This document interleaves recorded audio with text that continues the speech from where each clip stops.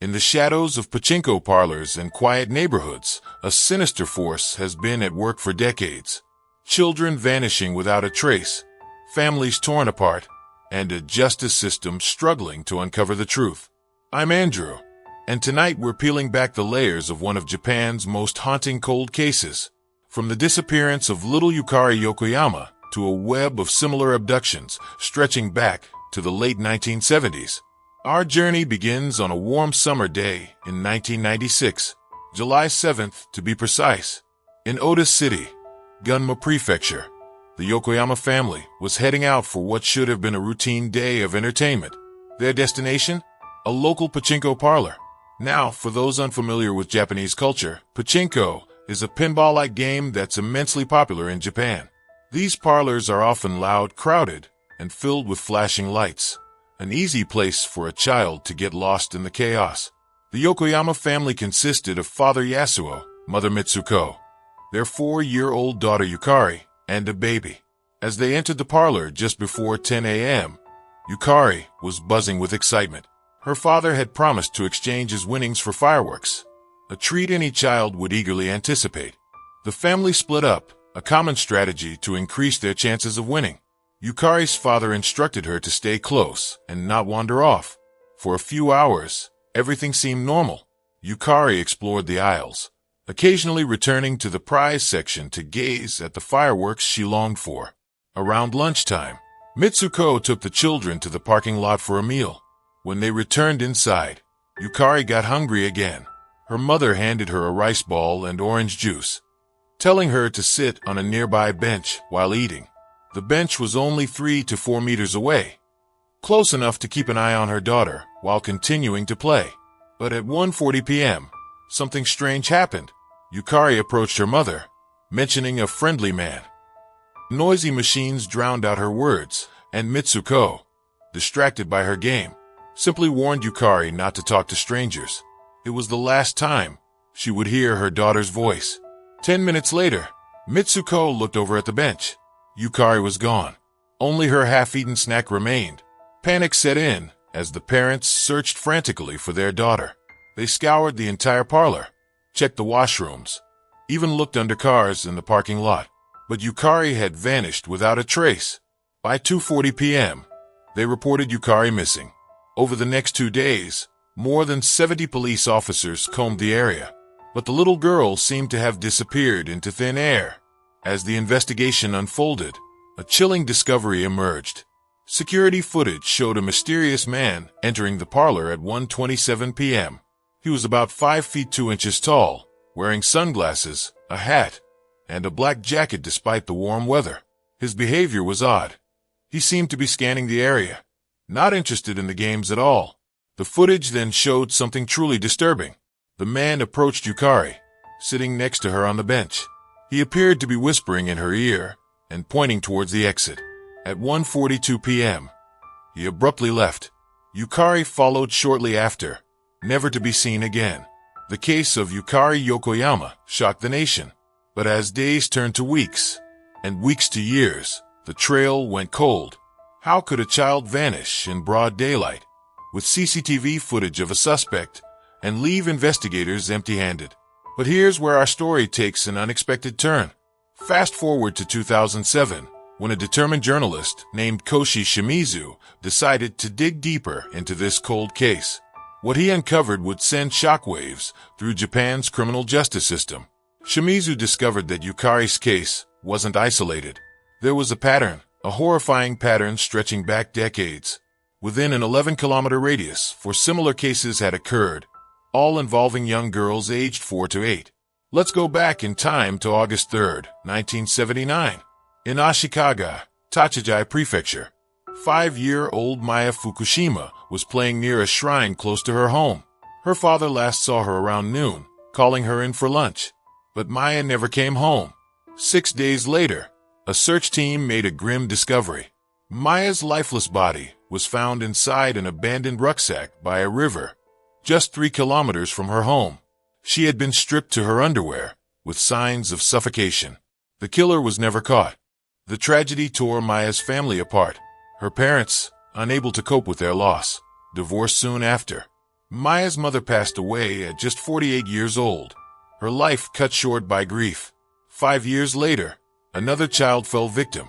On November 17, 1984, 5-year-old Yumi Hasbi disappeared from a pachinko parlor in Ashikaga. Witnesses last saw her playing near the entrance, talking to someone through the glass door. Her remains were found less than a year and a half later, just 1.7 kilometers from her home. The pattern continued. On September 15, 1987, 8-year-old Tomoko Yusawa went missing from a park in Oda, Gunma Prefecture. It was a public holiday, and Tomoko had been seen cradling a kitten in her arms. Witnesses reported seeing her talking to a man with a bicycle, a detail that would prove significant later. 14 months later, a farmer discovered her partial remains near the Tone River, about 2 kilometers from where she was last seen. Then, on May 12, 1990, another tragedy struck. 4-year-old Mami Matsuda vanished from a pachinko parlor in Ashikaga. She had been playing in the car park, searching for a cat. The next day, Mami's naked body was found near the Waterace River, approximately 7 kilometers from the parlor. She had been suffocated. The pressure on the police was immense. 4 young girls, all taken, all found dead. The public demanded answers, justice, and above all, an end to the terror. In December 1991, the police thought they had their man. They arrested Toshikazu Sugaya, a 45-year-old kindergarten bus driver. After a grueling 13-hour interrogation without food, water, or legal representation, Sugaya confessed. But here's where things get complicated. Sugaya later retracted his confession, claiming it was coerced. He maintained his innocence, but the damage was done. Based on his confession and questionable DNA evidence, Sugaya was sentenced to life in prison for Mami Matsuda's murder. The public breathed a sigh of relief, believing the nightmare was over. But remember Yukari Yokoyama? She vanished in 1996, while Sugaya was behind bars. This is where Koshi Shimizu's investigation becomes crucial. As he dug deeper, he uncovered disturbing flaws in Sugaya's conviction. The DNA evidence was based on outdated and inaccurate testing methods. Eyewitness reports that contradicted Sugaya's confession were ignored, and the confession itself was obtained under conditions that many would consider coercive. Shimizu's work, along with advances in DNA testing, led to a stunning development. In 2009, after 17 years in prison, Toshikazu Sugaya was exonerated and released. An innocent man had lost nearly 2 decades of his life for a crime he didn't commit. But if Sugaya was innocent, who was the real killer? And were all these cases truly connected? Shimizu's investigation led him down a rabbit hole of coincidences and connections. He noticed that all the victims were young girls between 4 and 8 years old. 3 of them vanished from pachinko parlors. The bodies of 3 victims were found near rivers. Each incident occurred on a Friday, weekend, or holiday. Most intriguingly, none of the cases mentioned a child crying at the scene, suggesting the perpetrator was skilled in dealing with children. Through meticulous work, Shimizu managed to track down a man who matched the description from the 1996 CCTV footage of Yukari's abduction.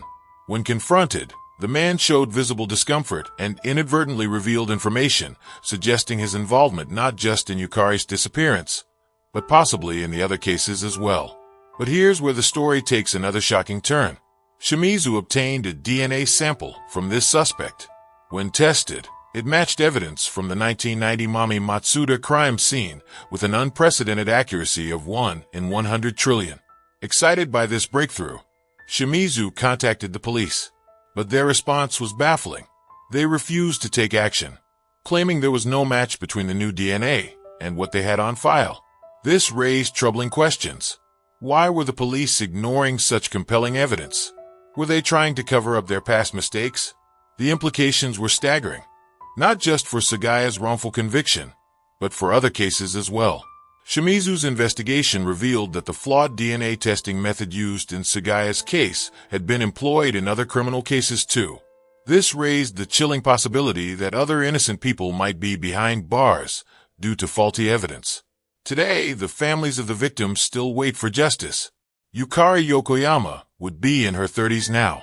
The police maintain hope that she might still be alive, appealing to the public for information and offering rewards.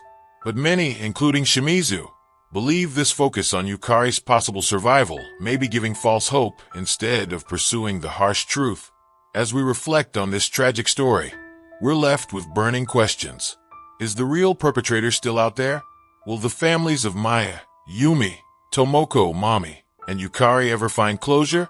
And how many other innocents might be suffering due to flawed investigations and coerced confessions? The case of the North Kanto serial kidnappings remains one of Japan's most haunting unsolved mysteries. It's a tale of stolen innocence, shattered families, and a justice system that failed those it was meant to protect. But it's also a story of resilience and the relentless pursuit of truth. Journalists like Koshi Shimizu remind us of the importance of questioning official narratives and never giving up on justice, no matter how long it takes. As we end this documentary, I urge you, our viewers, to stay vigilant. Remember the faces of the missing, and never underestimate the power of asking questions and demanding answers. The ghosts of North Kanto may not rest until the truth is finally revealed. But as long as people care, as long as we remember, there's always hope for justice. This has been Andrew, bringing you the untold story of the vanishing children of North Kanto. If you found this video informative, please like, share, and subscribe for more in-depth explorations of unsolved mysteries. Until next time, stay safe, stay curious, and never stop seeking the truth.